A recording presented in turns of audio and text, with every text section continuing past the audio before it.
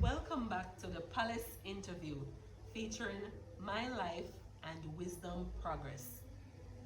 I am Queen Isija of the tribe of Shona and the governess of the house of Hakizimana, and I am here at Tolaka Palace in St. Mary, Jamaica.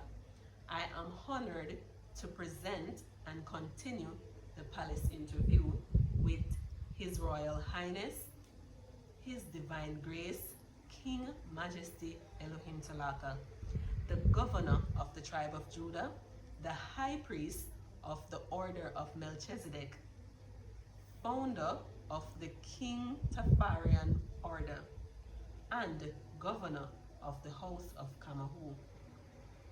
Your Majesty, thank you for having me. And today I would like to ask you to give us an insight into your childhood upbringing. What was it like for you growing up as a child? First of all, let me say welcome to you, and welcome to all our friends, listeners. Welcome. I was born in Barbados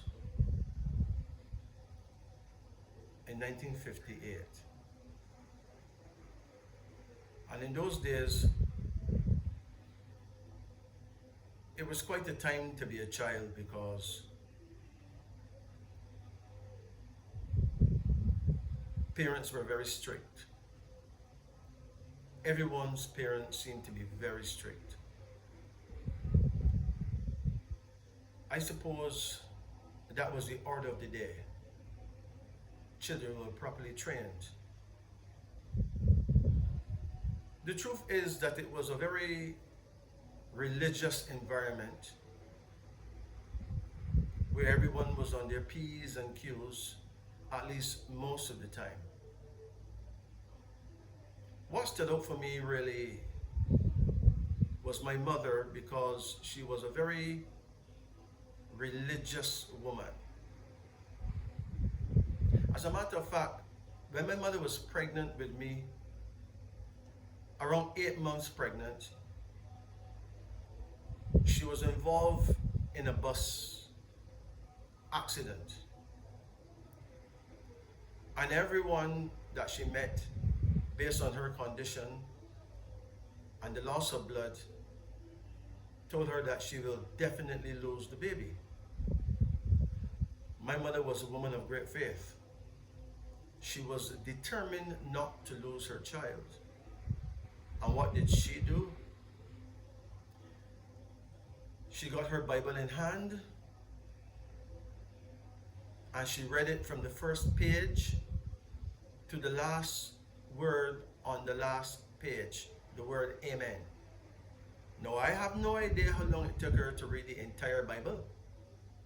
It was a big Bible. I don't recall if it was the Maccabee version, because she had that too, or if it was the King James version, but it was one of them. She told me that after she said the word Amen at the end of the scriptures, she fell asleep. She was reading it at her house or at the hospital? She never told me. Okay. I don't think she was hospitalized at the time, Okay. because her mother, which is my grandmother, was a midwife and one of the greatest I ever heard about. So my grandmother would be in close attendance because they used to live same place. So she had this dream, this vision, where this jet black brother came to her and he told her, "Fear not, woman, for I will be with the fruit of your womb forever, so fear not." And she says, "Who are you?" He says, "You don't recognize me?" She says, "No, I don't know you." And he lifted up his two hands and showed her the nail prints in his hands. So she came to the conclusion that it must have been Jesus Christ. Although she wondered for the rest of her life why he turned up so black. Because she knew Jesus as a white boy with blue eyes. Anyway, so said, so done. And she gave birth to me prematurely, but I made it. Now, I had a lovely childhood. I have no complaints about my childhood. How many siblings you had? Well, I have at least 2 sisters for sure, and 4 brothers. That's quite a stretch. And we had no wars, no disrespect, no hard feelings among us. I have no memory of having any fights or quarrels with any of my brothers. Me and my favorite sibling, which is my big sister, we had issues because she was the cook and she would like to taste the food and not let me taste it too. So obviously that will cause some issues. But apart from that, it was all good. I cannot remember arguing with any of my siblings about anything, including the weather. As a matter of fact, in our house, nobody argues, because if our father hears us arguing, someone will probably get a beating. He believed, he was a pastor of a church, and my mother was an evangelist. And these people believed that if you spare the rod, you shall spoil the child. So beatings would have been on a daily basis for nothing at all. Foolishness. Like real stuff that nobody don't beat nobody for, we would get beatings for. So, if my father said no one should talk, then no one should talk. The whole day could pass with nobody talking. Because he was a choir master, he would write his music, and he needed total silence. So we learned to be totally silent. It sounds like a very strict man. Yes. And so, there you have it. The first time I went to the sea, I must have been 2 years old. It was a monster. It's the greatest monster I had ever seen. It was all over the place. I felt totally helpless in this great body of water. I was in somebody's arms. I don't remember who had me. But at some point, the idiotic person threw me up in the area. I literally saw the sky. I came back down and I was screaming. Then they dumped me under the water. I thought I was gone. I thought death had come. And they lifted me over the water in a pure panic, heart beating. It was like murder. But I can tell you this. I've never seen the sea ever again the way I saw it on that first day. It was like something that is indescribable. But there's more. I had a grandmother. Her name was Jermaine Selman. Everybody called her Amy. Amy was a spirit like Nanny of the Maroons. Amy spoke only when necessary. Perhaps she smiled only on her birthday. I don't know of anyone who ever saw her laughing. She was one serious African woman. I remember one day I visit grandmother And she told me that I should come back next morning early, around 5 o'clock in the morning. So I told her, if I escape from home and run about a quarter mile or so through the dark, I can make it, but my father may murder me on my return. She said, don't worry about that. When you get to that bridge, son, you shall cross it, and I'll be there with you. So don't worry about it. So, at 5 o'clock, there's a bell that rings at the Methodist church. I heard that bell ring, I knew it was 5. I heard the cock crow, I knew it was 5. I jumped through my bedroom window in my pajamas and scratch off with lightning speed. When I get to my grandmother's house, walk up the steps, I went to knock. She says, don't knock, open the door. So I opened the door, I went in, and when I went in, my grandmother was there with someone I never saw her with at all. That was her brother, Benjamin. Now, Benjamin and my grandmother were sister and brother, but they had a father who I heard was the greatest man of science in our time. You want to call him an obey man? Fine. But I won't call him that.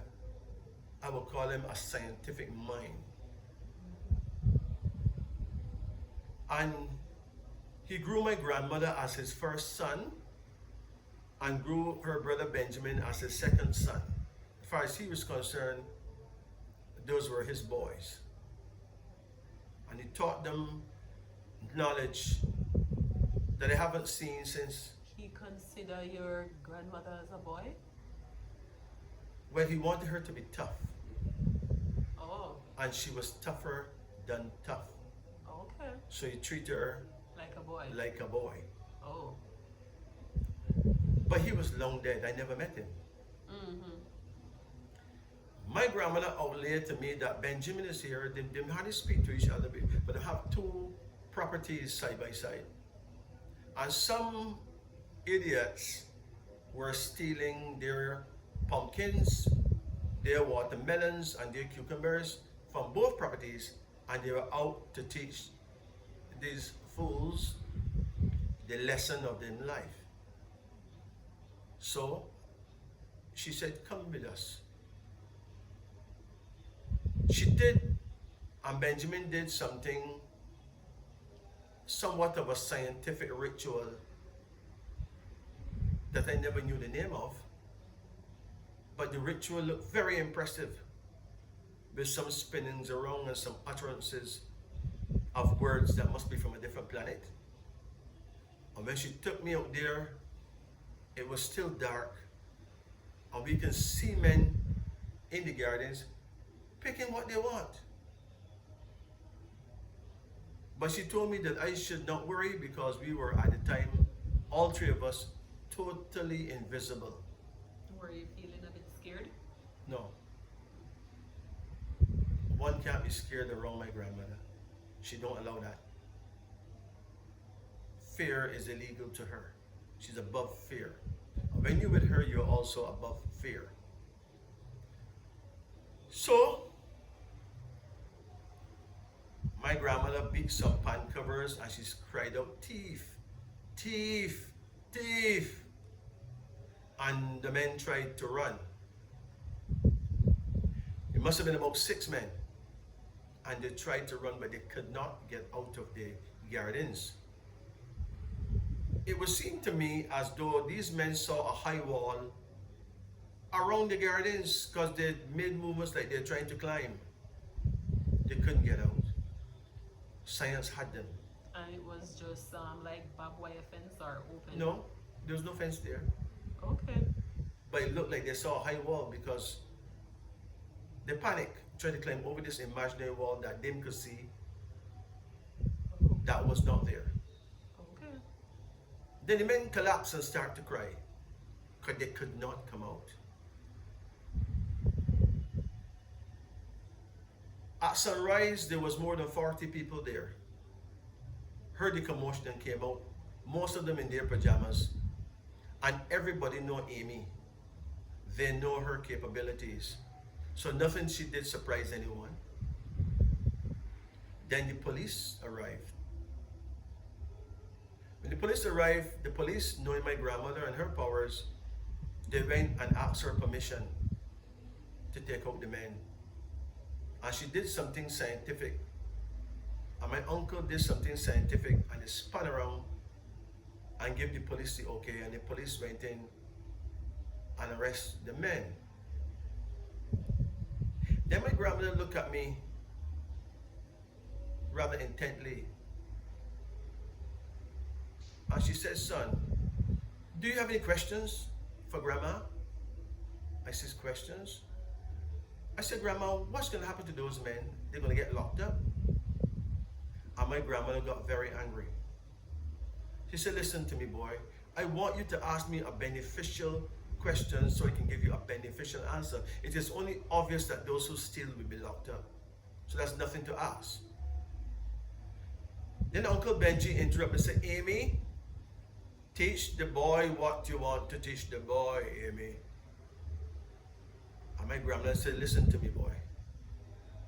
We have no thieves in our family. None.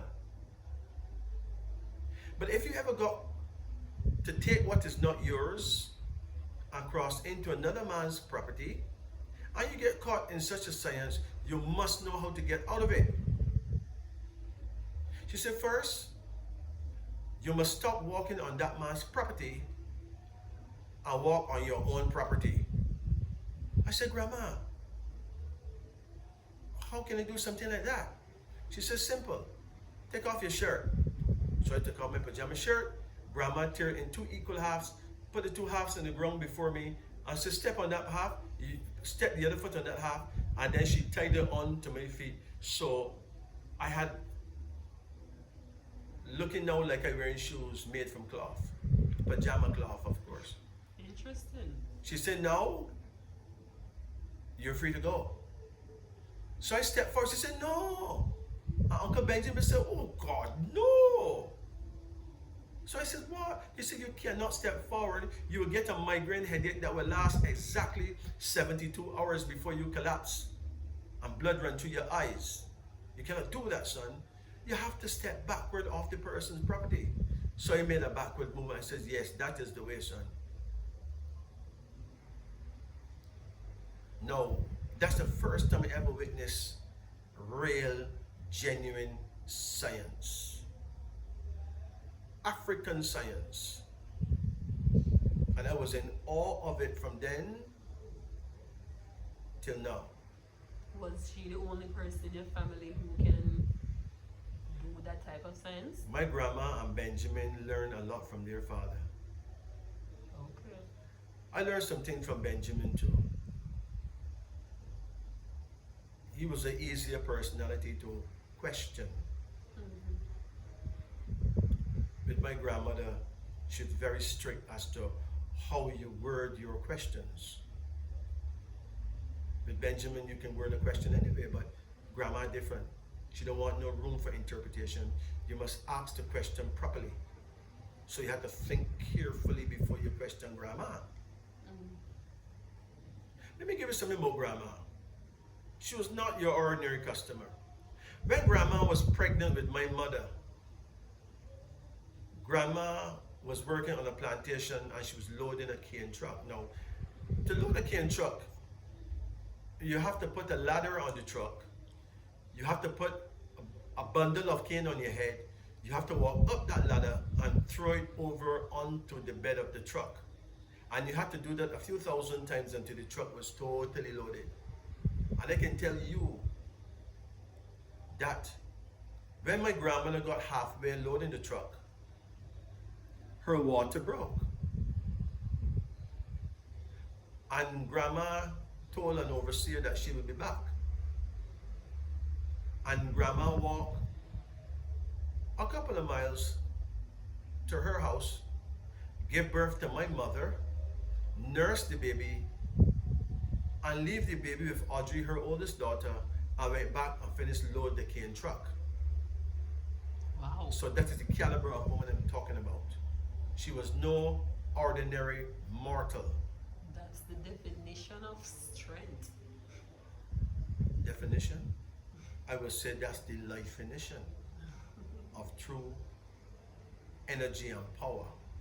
Yeah. Now let me fast forward a bit. My mother was the greatest Sunday school teacher that anyone would have ever witnessed teaching a Sunday school. When my mother teaching a Sunday school, everyone paid attention. You don't even look through the window. She keep you well fixed on her words. I remember the most embarrassing day of my life when my mother was teaching about circumcision. And suddenly and without warning, she mentioned that her son, and she pointed to me, was born already circumcised. And she called me up, pulled down my pants,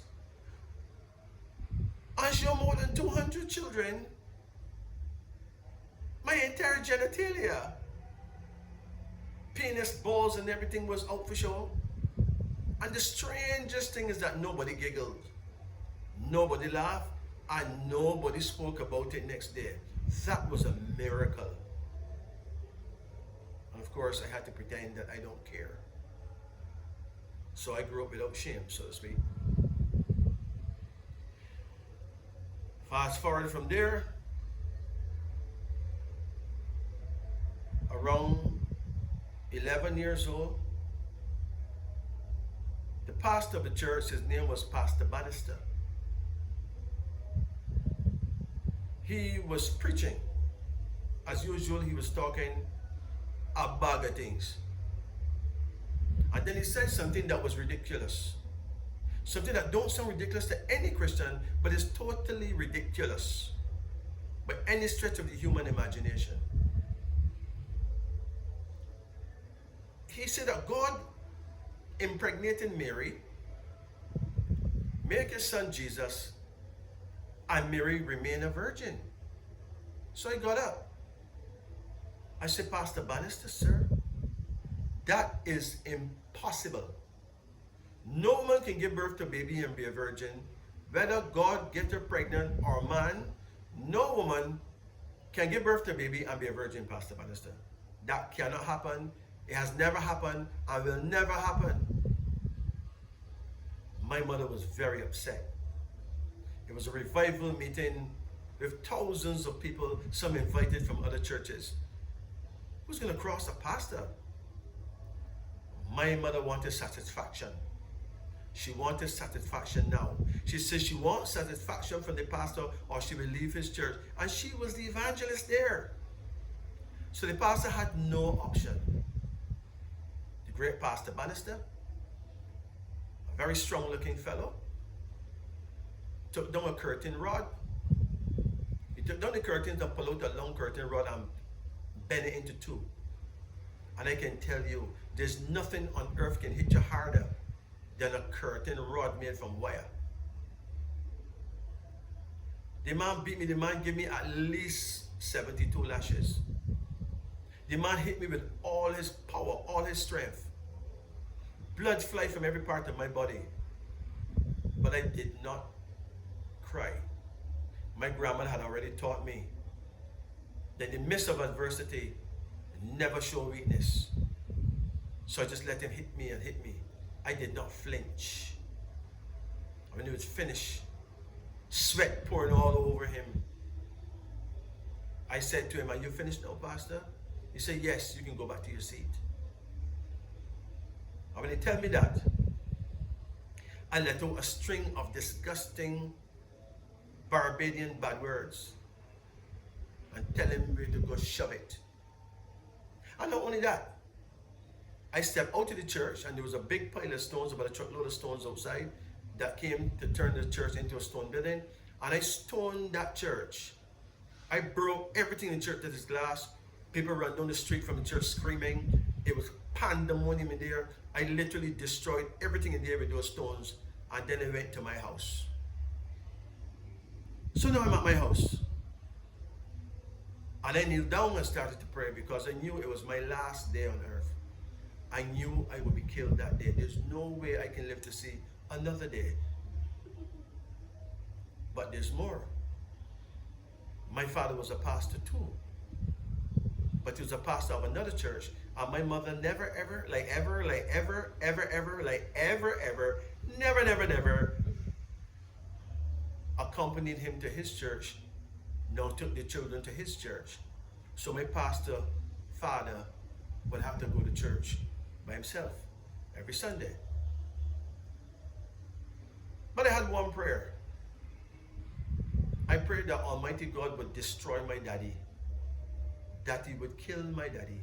Because my daddy was a man obsessed with beating children. How many beat you? You get no less than 300 lashes.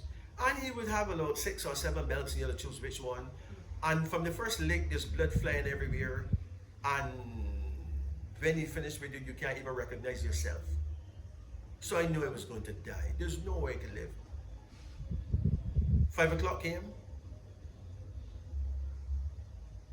No sign of my father. I picked up all the little papers from around the house. I washed the wares. I did everything that somebody can do as a child, knowing that I'm going to die that day. And then, as the sun went down, who should come home but my daddy? My daddy, a man named Ruben, he sat at the table waiting for his food. And my mother came up to him without any food. She says, Ruben, do you know what your boy did today? My father said, what? What my boy did? They got many boys. He said, no. That one over there, and she pointed to me. He said, so that is my boy. It's not your boy too? She said, that's not the point. That boy stoned Pastor Bannister Church, smashed everything in there, broke everything in there. It would take us weeks to clean up that place and to repair it. My father said, what? Oh, why did he do that? And she explained to my father that I was disrespectful to the pastor, opposing everything the pastor had to say, and that the Lucifer himself was in me, because it could only be Lucifer could make somebody behave like that. My father said, wait a minute, tell me again. And she told him again. He said, no, tell me again. And she told him again. He said, no man, tell me one more time, and she refused. He said, you're not going to tell me again? She said, no. He said, well then, that's your business and Pastor Bannister's business. Bring my food here. And he ate his food and didn't touch me. I found out 25 years later that it was the happiest day of my father's life, because my father hated Pastor Bannister like poison. Why? Because Pastor Bannister was an effeminate male. One of those men who's supposed to be gay, even though I don't think he was. But he behaved like a girl. So, I learned something about my father that day. He did have some direction.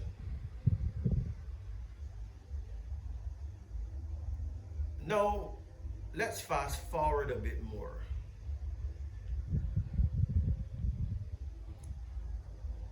I remember I had a dream one night.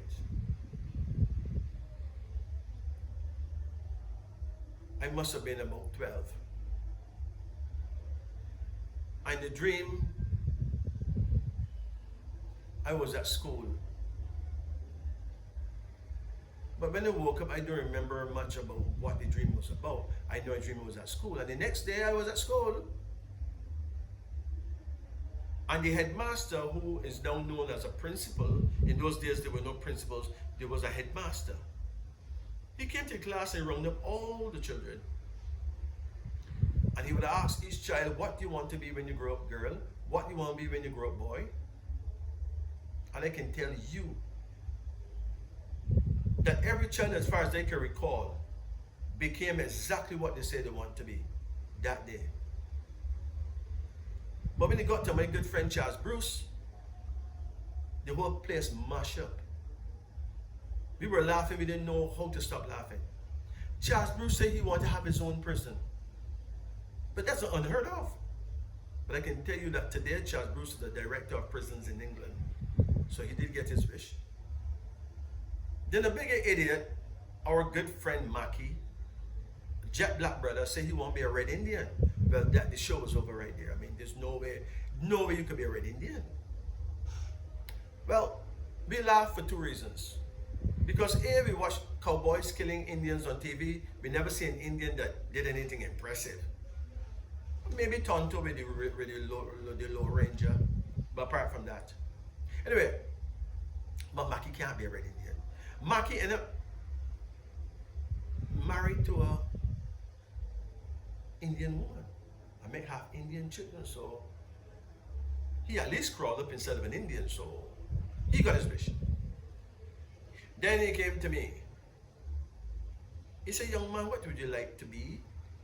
I said, I want to be a wise man. He said, wise man? You want to be a wise man? I said, yes, sir. He said, how are you going to feed your family? I said, with wisdom, sir. I want to sell wisdom. He said, wisdom can't be sold. Wisdom can't be bought. I said, but sir, they say the Bible is full of wisdom. So you're going to sell Bibles? No, sir. I'm going to find it on my own. I'm going to package it in the wisest way I can find. But nobody laughed. Anyway, I had a question though. I said, sir, do you teach wisdom in schools? Is there a school of wisdom? He says, no. Wisdom cannot be taught, I told you. I said, so sir, don't you teach wisdom in colleges? He says, no. We teach only knowledge. So sir, don't they teach wisdom in university level? He says, no. Wisdom is something God has to teach himself. And then I asked myself, what am I doing here? I'm in the wrong place. So I left school at the age of 12 and never went back. And of course my mother knew that I was mad, so she told me to see a psychologist. The psychologist examined me, asked me a few questions, and then he said to my mother, ma'am, there's nothing wrong with your son. Nothing at all. It's just that he's a thinker outside the box. I said, what box? He said, well, you know, religion is like a box. You can only see what's inside. You can only see what they allow you to see. But this boy was born to look outside of the box. She said, I don't know what box you're talking about. And the psychologist said, I tell you what to do. Why don't you give him to the harbor police? Let them train him. And therefore my mother literally donated me to the harbor police of Barbados. And they trained me how to be a lifeguard and a swimmer. And I did very well. I got the bronze medallion for swimming. I would have gotten the Bronze Cross too had I not broke the law of not to ride bicycle on the premises, and then laid down a fat girl that walked across my bike and got expelled. And that was the end of that. But it wasn't the end of me. I can tell you now that in all these things I earned the right to be wise. Now let me fast forward. I'm on the beach one day wondering what would become of me. I must be around 18 years old, wondering what's next. And the biggest, fattest white woman I ever see wobble down the beach, came up to me, called me by my birth name, and I asked her how she know me. She said she saw me in a vision, and the spirit told her that I must cook for her. Now in those days, I used to actually cook for tourists. So that was right up my alley. It was something I loved to do. So I ended up cooking for this woman, but she was a psychic. Someone who can deliberate about the future like I do now. And one day she told me, look, you are such an upright young man. I would love to take you back with me to Canada. I said, wow, I would be in awe. She said, but there's only one problem. You have to pass a test, son. I said, what kind of test is that? She said, you got to buy your own plane ticket. Buy my own plane ticket? You're talking about thousands and thousands of dollars. Where you get that kind of money? She said, you figure it out. If you can conquer that, I'll take you with me to Canada. So the next day, the whole day, I'm wondering, if this woman is saying that I can buy my own plane ticket, then they must be aware. So that night I went to the disco, a disco called the Hippo Disco.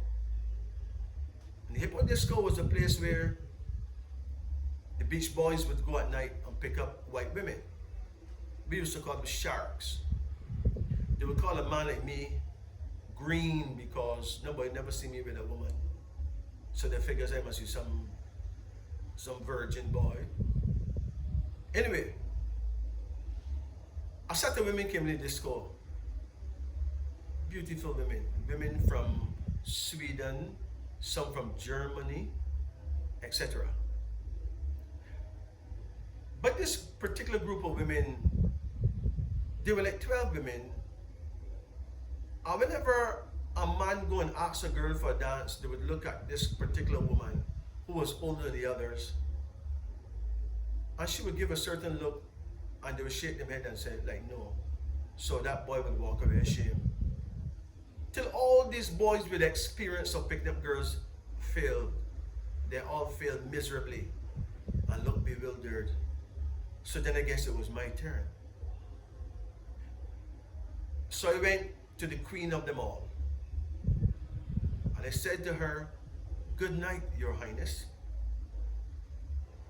My name is so-and-so. And I am your host tonight. I said, no, it would give me great pleasure and maybe give both of us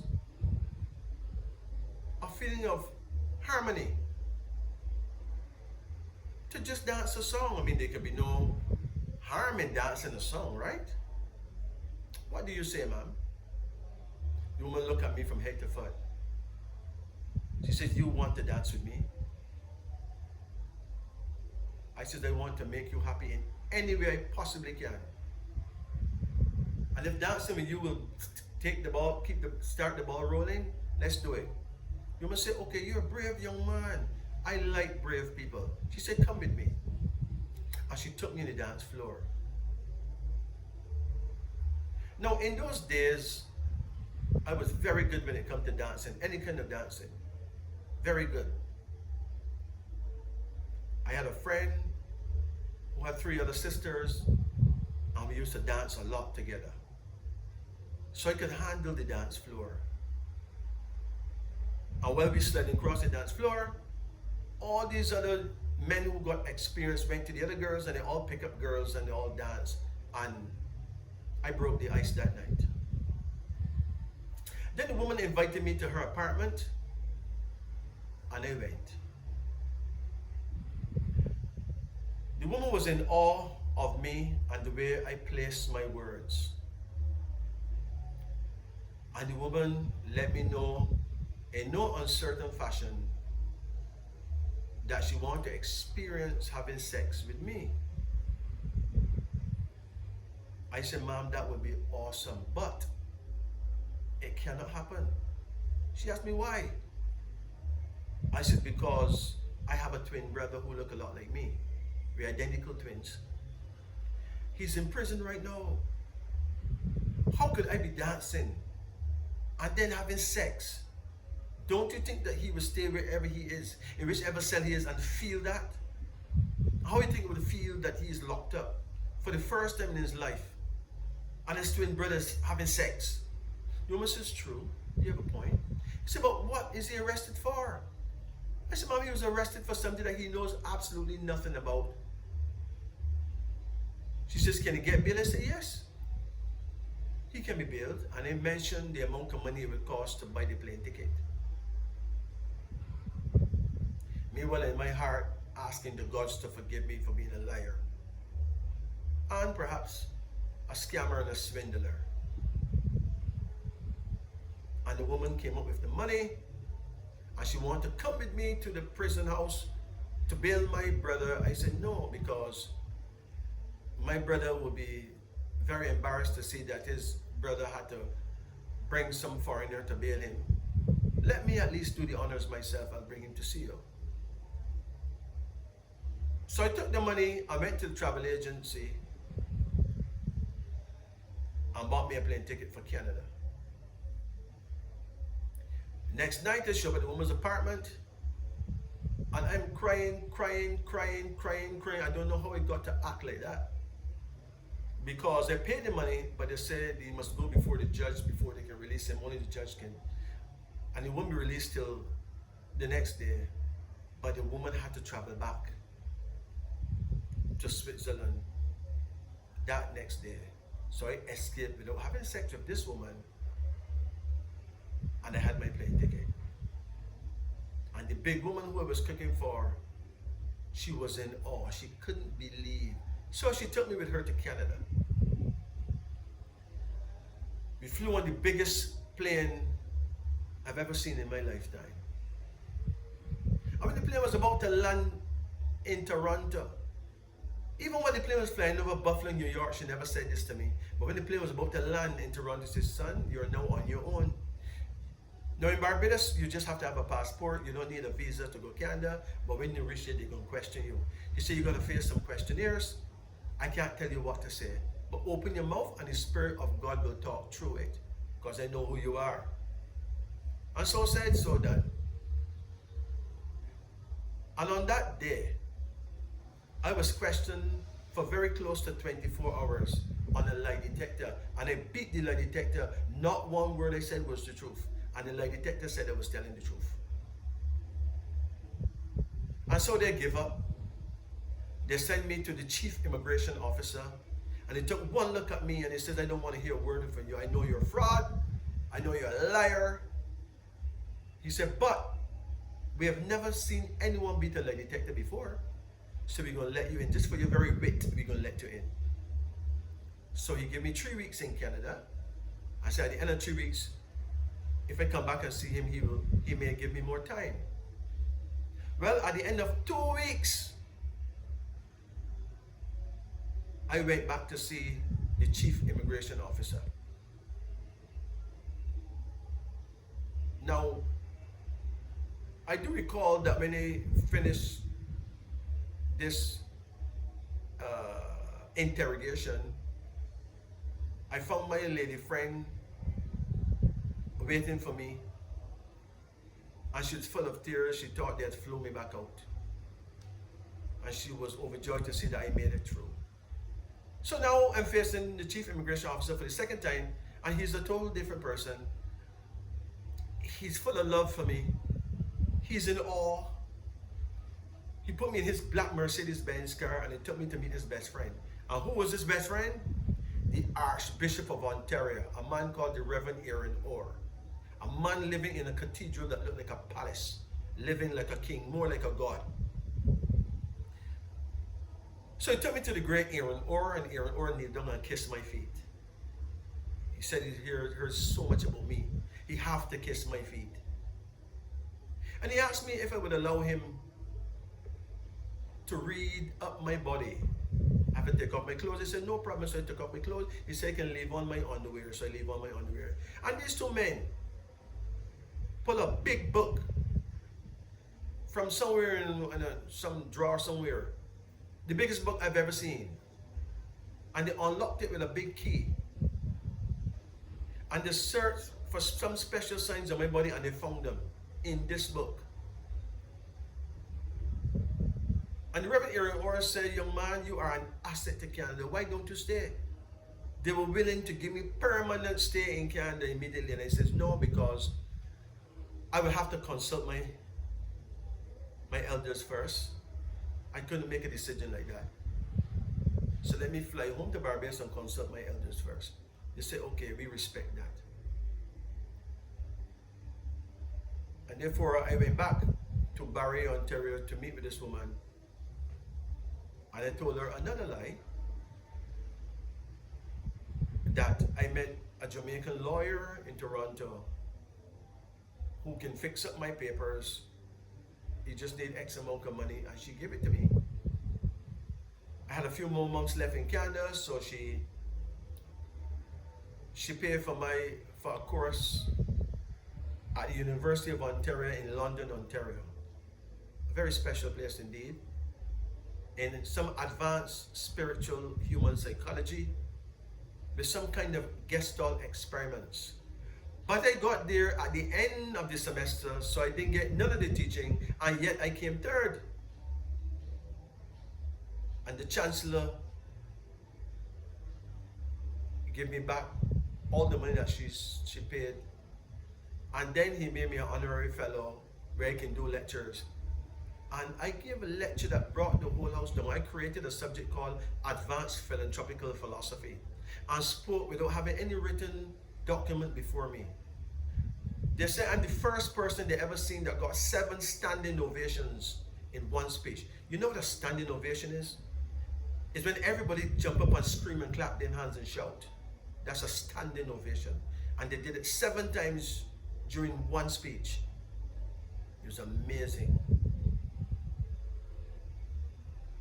So I can tell you that as I grew, wisdom found me very, very handsome.